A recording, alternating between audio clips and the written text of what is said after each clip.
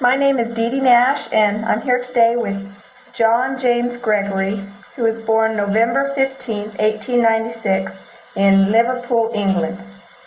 Okay, Mr. Gregory, I was wondering if you could tell me about the years you spent in the Army and where you served.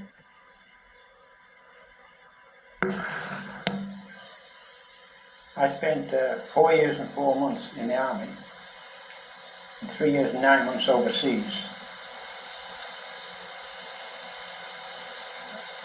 I was at the Dardanelles in 1915, but we didn't stay there long because we couldn't land our artillery there. So we went into Egypt, and after spending some months in Mina camp at the base of the Gaza and Cheops pyramids. Then we were transferred to the Suez Canal, where the Turks attacked the Suez Canal, and the British forces, which included the English, Irish, Scotch and Welsh and the New Zealand Army forces. We drove them back across the Sinai through Gilban, El Arish,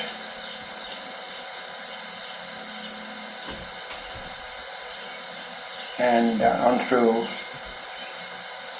Lud into Palestine. Oh, excuse me. Yeah, Palestine. The Turks made a stand, a big stand at Gaza. That's the place where Stamson lifted the gates in biblical days. We fought in Gaza for about a period of about 9 months. We had 3 pretty good sized battles there. Then the Turks retreated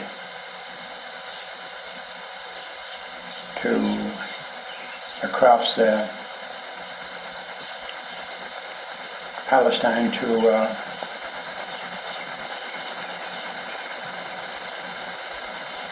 Jaffa, which today is known as Tel Aviv. In those days, the population was about 4,000 people. Today it's 60 or 100,000, I guess.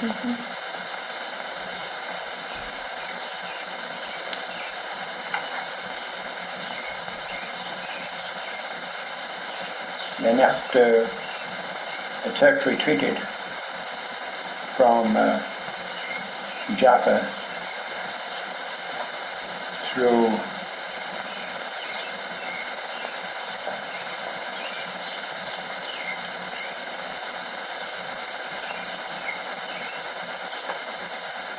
the plains of Sharon and also across the Jordan through to Ammon and on into Damascus. And that was a period of about 3 years and a half overall. What can you tell me about the Battle of Gallipoli? Well, I never did any actual fighting at Gallipoli. Gallipoli, excuse me. And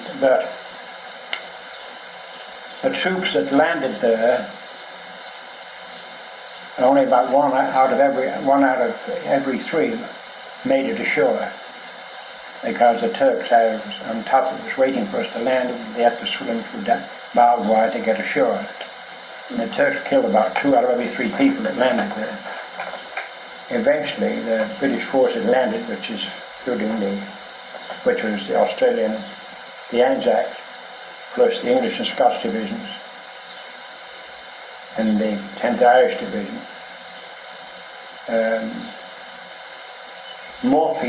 More soldiers died of dysentery than they did otherwise, because the water was bad. And over a period of 8 months they took a terrific beating. finally in August 1915, they evacuated to the Mina camp at the base of the pyramids. Is this on now? Mm-hmm. The reason I want to say that is because I would say other things, but I can't because I don't know how I don't want that this word would read maybe differently. Okay. No, that's fine. You're doing fine. Can you tell me about General Allenby? Did you know? Well, originally we had three generals. The first one I think was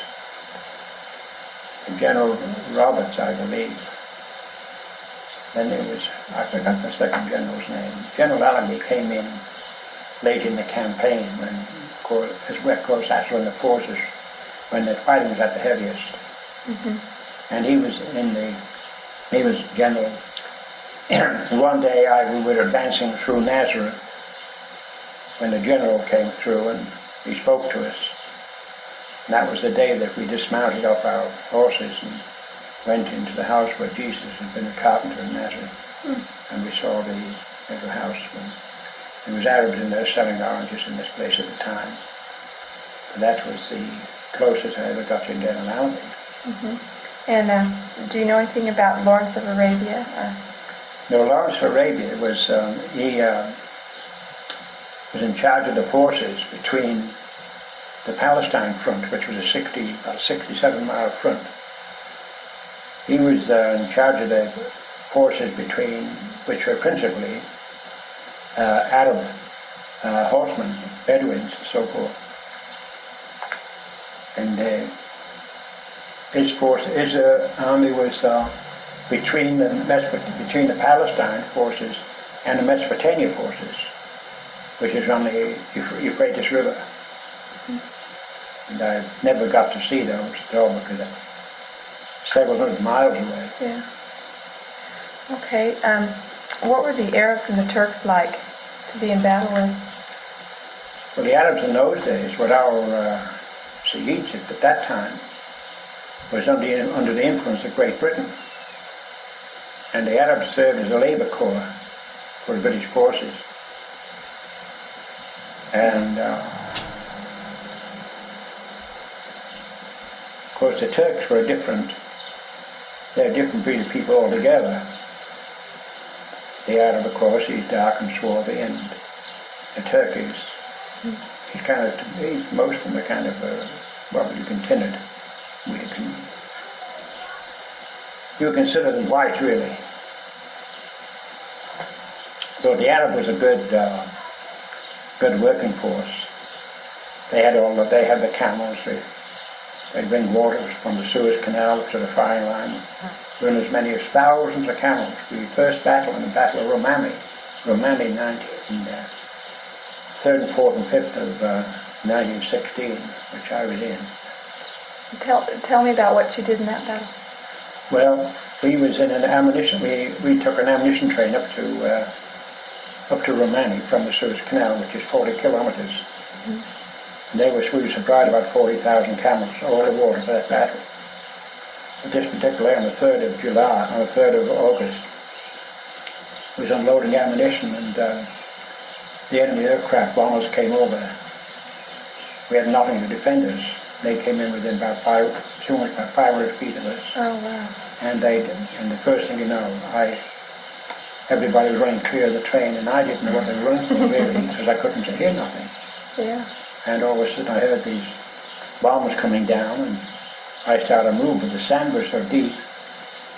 I run about 20 feet, and a camel passed in front of me with an Arab leading it. And I dropped on my face, and the camel must have walked over me to get past me.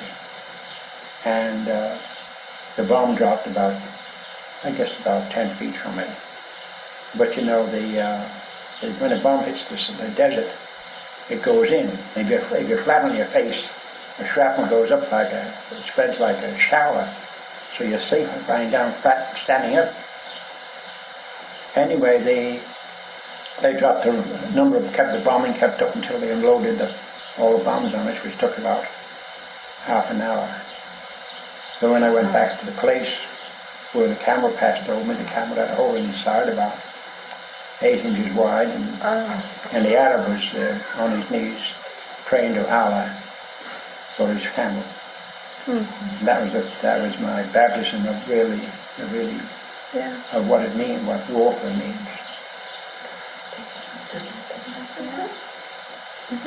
Tell me about some other battles that you were in. Well, when we reached Gaza, as one would say, we had 3 battles there. And the first battle, we didn't have as many men. We only had about 3 divisions of men. Against the Turks, had about 1 million men under arms, plus the German Air Force and Austrian gunners. And I was made a battery guide at a single mount in the daytime. I'd move around the front amongst the men, between the guns and all around, and watch where the batteries of the 52nd Scots Division would move. And at night time I'd meet the officer of the convoy of ammunition and lead him, because there was no roads, no signs, or nothing. But you get used to small things. And then I'd lead these convoys at about 12 o'clock at night into these batteries and load the ammunition behind all these batteries so they'd have ammunition to fire all day long. And I did that for about quite a few months, on and off for about 9 months. I was really lucky in the war. I never really got hurt. I got shrapnel in my arm, my chest. But I had sunstroke and sandfly fever in Gaza. And also I had malaria when we reached Damascus. But otherwise I was pretty lucky. Yeah. And so many of my friends was killed and wounded. Did you receive any medals or anything like that? Yeah, I have a citation issued to me from the King of England, signed by Winston Churchill, who was Secretary of War at the time, for distinguished service on the 23rd of October 1918. And the reason I received that was we was going up the firing line one evening about 5 o'clock. And we had about 8 or 10 of these flat cars loaded with ammunition. And it was about 250 Maoris, that's New Zealand soldiers, were riding on top of the ammunition. They were flat cars. And all of a sudden, a cloud of smoke started coming out the center of the train. The train was only traveling then we was going up a grade, and we was only traveling about 2 to 3 miles an hour. And I realized this smoke coming out meant the train was on fire. So I jumped off and run to the dugout where it was a depot and asked the man to come to help me to put those shells out. He said he wouldn't go. So I went and asked the engineer of the train. I said, "Train's on fire, come on, help me. They put this total shell out. We're making them put these total shells out and stop this train from going out." So he said, "You go down and I'll follow you." But I went down, nobody came. I jumped down and I flew off.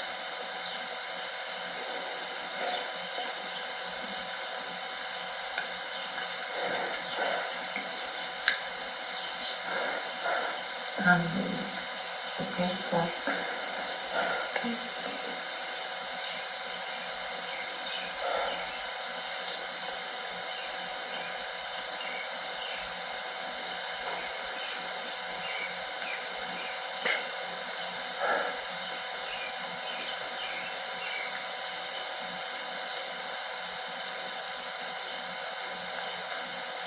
I threw off 42 boxes of burning ammunition. I blistered my hands, but by doing what I did, I distinguished the fire, stopped the train from blowing up, and I stopped the dump from blowing up, which had about 80,000 tons of ammunition in it, which was our basest dump for the whole that front for those forces. And an Irishman came up to me after it was all over and said I deserved the Victoria Cross, which is similar to your Congressional Medal of Honor. Well, nothing happened really, so I just let it go by, but about a month later I was called in the office in Jaffa, and the Sergeant Major, and the Colonel wanted to know about what had happened, and I told him.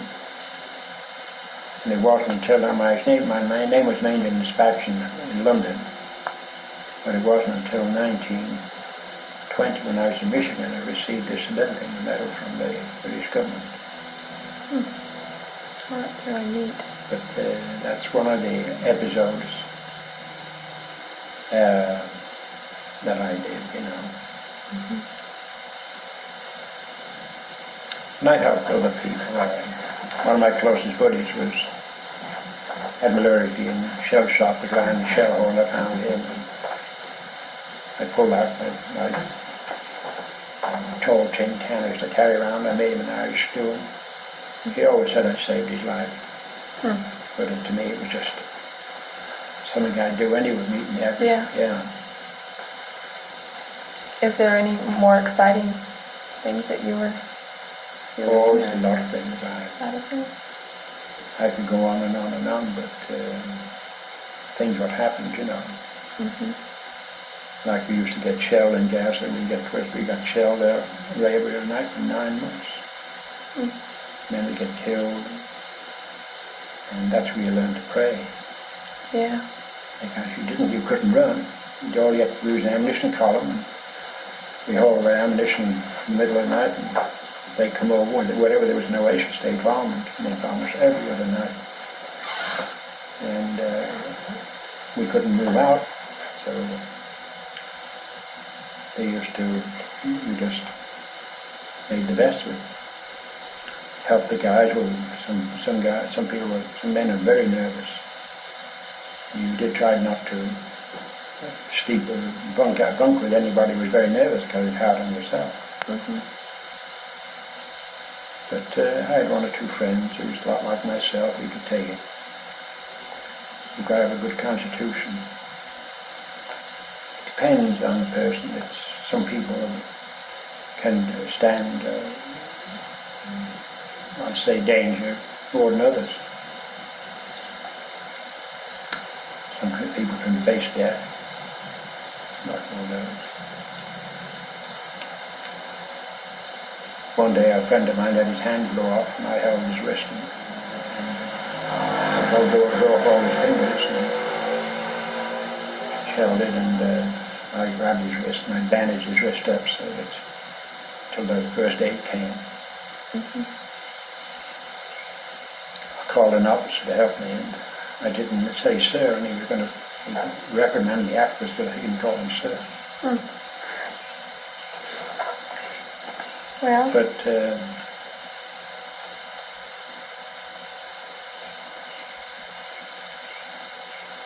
we were shelled, of course, thousands of times, and shelling is just an everyday occurrence.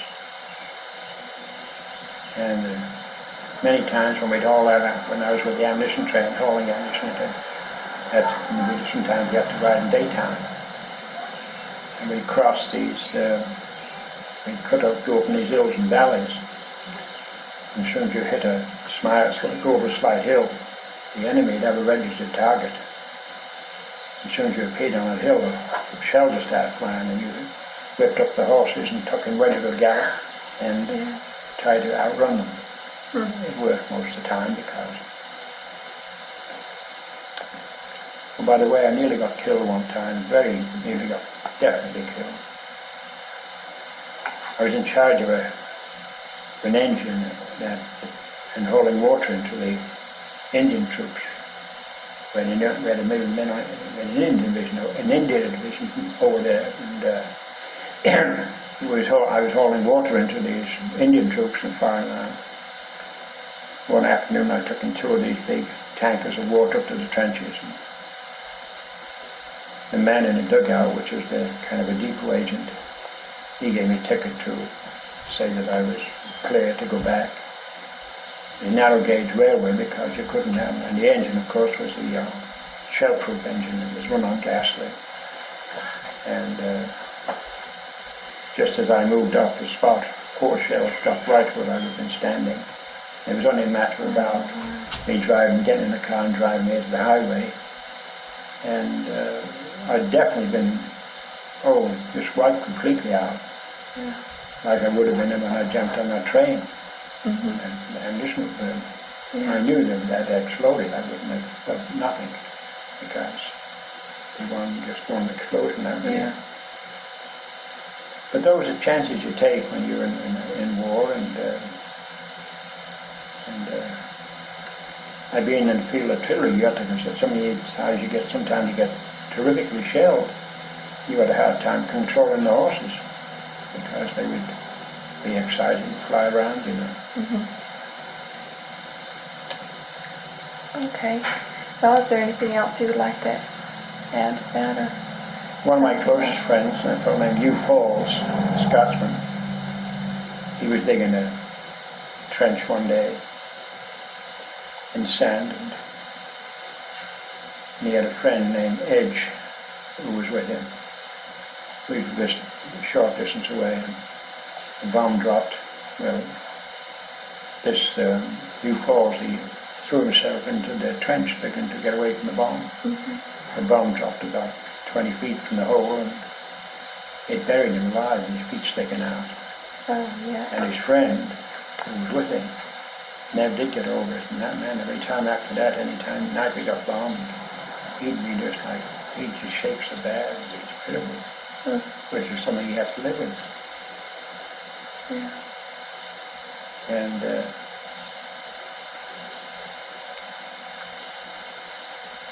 of course, we all, thousands or soldiers suffered a dysentery very bad in that country. We had no cure for it, only castor oil. You take your clothes to the latrine and stay there till you get over it, which is maybe about 2 weeks. And they'd lose as much as 100 pounds in that period of time. Wow. In 2 weeks, you could go down from 185 pounds to about 80, 90 pounds. And as soon as they got clear of the bug, well, they'd come out of it. Very few of them actually died from it. But a lot of the people were susceptible to malaria. Every time they got in back, a lot of people wasn't.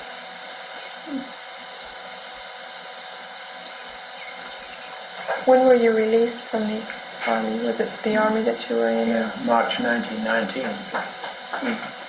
What, were you a private or a I was a captain? private. I was what they call a rider. I went in as a rider, and then I came out as an engineer because I transferred to this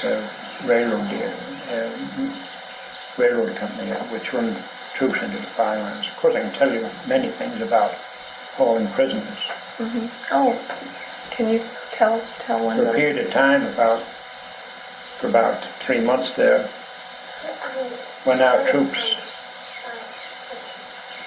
our main troops advanced from Tel Aviv, the Jaffa front,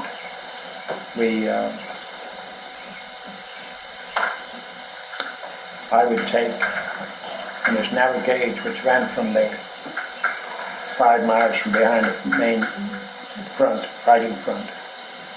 I would take fresh troops up into the firing line and bring back Turkish prisoners. And I'd bring out back an average of about 500 at a time.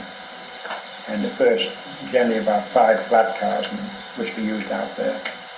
The first 4 would be all Turks, and the last one would be the Germans, which I had to keep a closer tab on. So all I had was a rifle, but they couldn't, there was no one running anywhere because it was in a desert country, and there'd be more danger running away from us than what they would if they stayed with us.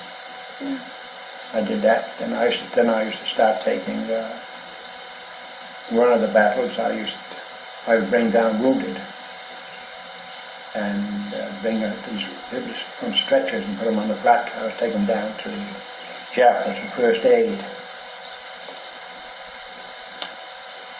I had one or two. At one time, I had a friend, a very close friend, who was up in that area fighting. Well, of course, the 64-mile front, you don't know where he can be, but I knew the division he was in, so I thought I might see him. One of these mornings, when I was hauling the wounded down from the line down to Jaffa, I said to a friend of mine, I got a friend up here, I said, he's fighting up here. I said, if he got wounded, you have to come through this way. And I was standing over a fire, and I turned around, and he walked into me. He had a wound through his thigh. And I gave him I turned around and took a breakfast off the fire and gave it to him. And the guy was going to whip me when I took his breakfast.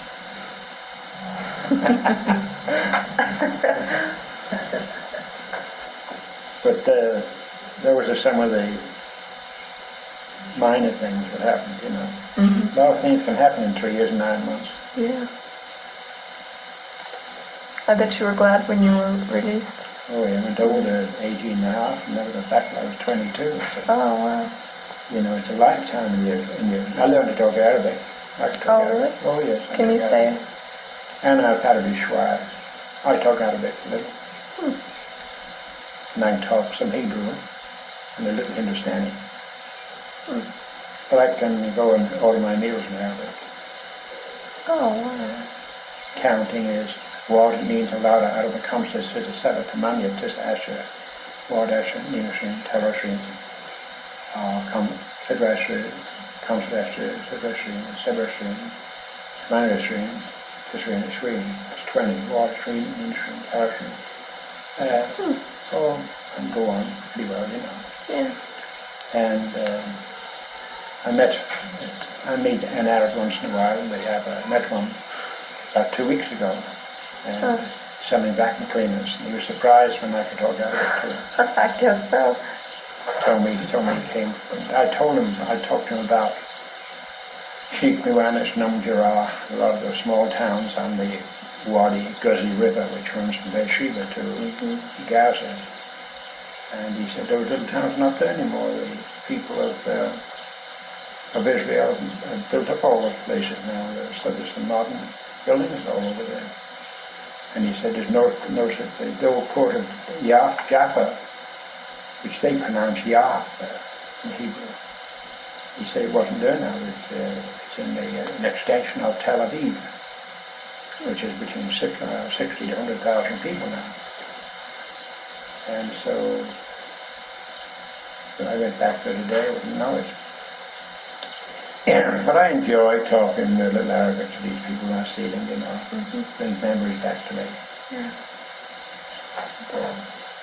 Well, thank you very much for talking to me, Mr. Gregory. I appreciate it, and I've learned quite a bit about it. I appreciate it very much. I gave my autobiography to your father, read him one day. Oh, you did? He was here, yes. He told me he talked to you, but I didn't know. Yeah, I've got it written down, about 12,000 words. Oh, I'll have to see if I can I find sent it. it to Satin Post in 1927, and they said to me it was authentic, but it wasn't timely. Huh. Well, honey, she's ended this on this. No, it's fine. Is it It's all? fine. Well, I wrote a few stories. I had a mule in the army called Mickey, and I wrote a 3,000-word story about Mickey. Has a mule horse sense. I had it printed in the Los Alamos paper in 1936. I've still got the paper somewhere. Pretty good. I wrote several horse stories about my racing, horse racing, you know. Oh, you horse race? Oh, about 15 years. I owned the train. We owned that train, our own horses from 1945 to about 1960. I had about 16 head of horses raced all over California, Portland, Omaha. That's all right. It's all right. It's fine. Oh, and they asked if you, I didn't want to talk about the time. Oh, it's fine. Go ahead. Did that pick it up? Can you make a copy of this, please? I don't know if I can or not. I'll see if I can. I'd like to make a copy of it Okay. if you could. Sure. Well, I'll have to ask my dad and see if I can look at that. That'd be interesting to read. Yeah. I would like to get a copy of page of the tape. Oh, okay. Well, I'd like to get what it costs to make the tape on it. well, I'll If see I what had can do. somebody, you don't take this like that. Okay. Well, thank you very much.